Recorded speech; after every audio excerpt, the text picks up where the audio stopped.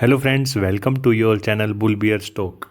Today we discuss about what is market capitalization, but before please do not forget to subscribe the channel. Market capitalization is the market value of a company that is traded on the stock market, and a company market capitalization is first established through an IPO, means initial public offering. Now how to calculate market capitalization, but before let's take an example. In ABC company, total number of outstanding share is 1 million, means 10 lakh, and the current market price of one share is rupees 10. Now would have market capitalization of 1 crore. Hence market capitalization is equal to total number of a company outstanding shares multiply by the company market price of one share. हम यहाँ ये भी कह सकते हैं कि जो market capitalisation है उससे किसी कंपनी की पोजीशन का भी हम पता लगा सकते हैं. In share market companies are divided according to the market capitalisation like large cap companies, mid cap companies and small cap companies. First we discuss about large cap companies. Large cap companies are those first to 100 company in terms of market capitalisation.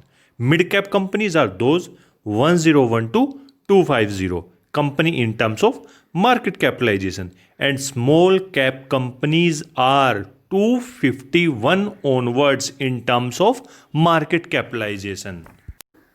I know what type of questions arises in your mind.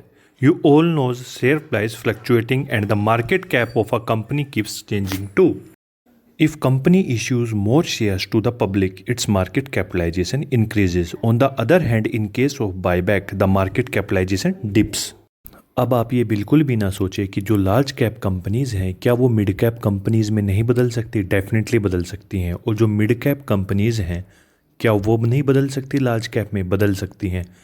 क्या mid cap small cap में बदल सकती हैं? Definitely. और small cap mid cap हो सकती हैं? ज़रूर हो सकती हैं. क्यों नहीं हो सकती.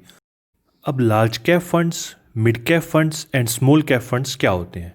तो large cap funds are those funds which invest at least 80% of their total assets in large cap stocks. Mid cap funds are invest at least 65% of their total assets in equity, and small cap funds are invest minimum 65% of their total asset in small cap stocks.